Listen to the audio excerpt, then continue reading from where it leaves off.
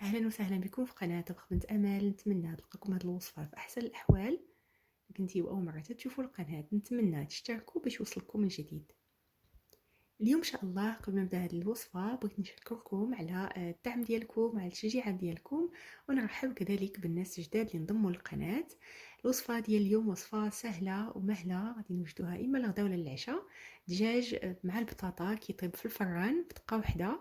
سهلة هذه الوصفة، الناس اللي ما عندهمش الوقت باش يطيبوا ولا الطالبات.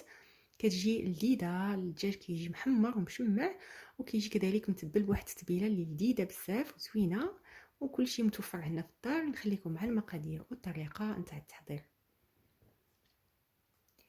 اول حاجه غادي نبداو بها هما التوابل. فهنا انا اختاريت في التوابل عندي القزبر يابس مع ازير مع شويه نتاع الابزار اللي طحنتهم، شويه الملحه، شويه نتاع الزعتره، عندي كذلك الشاونيه والحرور على حسب الذوق طبعا. غادي نحتاج كذلك معلقه كبيره نتاع الكريمه، معلقه صغيره نتاع الثومه مدقوقه، معلقه كبيره نتاع الخردل اولا الموطارد، جوج بيضات حامضه اللي عصرت، والطريفات نتاع الدجاج اللي غسلتهم، حيت لهم داك الجلده ديالهم وشقيتهم يعني باش تدخل لهم هاد التسبيله هادي. فهاد الاقتراح ديال التوابل يمكن لكم ديروه الا كتعجبكم شي وصفه ديال التوابل ديروها، والحرور كيجي زوين في حقيقه في هاد الوصفه هادي مع هاد الدجاج. اللي كيعجبكم الحرور ديروه يعني بكميه باش يجيكم يعني هذا الطبق هذا حار ومنسم ولذيذ. فكيف ما كتلاحظوا خلطت كل شيء في واحد الاناء، ومني غادي نخلطو مزيان غادي نضيف عليه الدجاج، غنخلطو مزيان وغادي نغطيه عليه ونديروه في الثلاجه يعني على الاقل واحد 24 ساعه باش كيشرب لنا الدجاج وكيجينا يعني لذيذ. اللي ما عندوش الوقت يمكن ليه يديروه يعني من الصباح لليل ولا من الليل للصباح، وكل ما بقى وكل ما شرب كل ما تيجينا لذيذ. صافي هنا بالنسبه للبطاطا تقريبا عندي واحد الكيلو على حسب الكميه ديال الاشخاص اللي عندكم، مع واحد جوج نتاع البصلات بجوجهم يعني نقيتهم، غسلتهم طبعا ونقيتهم وقطعتهم طريفات بحال هكذا كيف ما كتشوفوا. صافي فقبل ما نبدا يعني هادشي درت الفران يسخن باش دغيا هاد الطبق هذا كيوجد ما كياخذش الوقت. درت في صحن اللي غندخل الفران دهنتو بشويه نتاع زيت البلديه،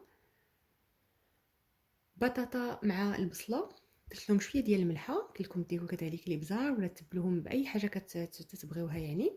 فانا درت لهم فقط شويه ديال الملحه، ومن بعد غادي نوضع عليهم داك الطريفات ديال يعني البصله والطريفات نتاع الدجاج وداك التتبيله ولا داك لاصوص اللي بقات ديال الدجاج، ضفت عليها شويه ديال الماء وكذلك شويه ديال الملحه، وغادي نوزعها فوق من البطاطا باش تشرب، باش حتى البطاطا والبصله يجيو يعني حتى هما منسمين بنفس التتبيله ديال الدجاج.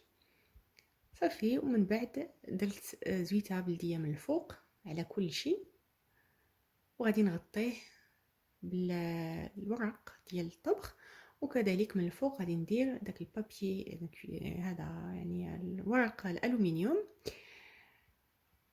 وغادي نغطي عليه وغادي نوضعه في الفران يعني حتى كيطيب على حسب يعني تقريبا انا درتو على 200 درجه تقريبا واحد 45 دقيقه. ومن بعد عاود شوفوا الا كان مازال ما طابش عاود زيدوه. ومن بعد يعني البطاطا فاش كتشوفوا البطاطا طابت صافي عرفتوه راه طاب. كيف ما كتلاحظوا هنا البطاطا راه طابت بالشوكه، راه كتمعك بسهوله،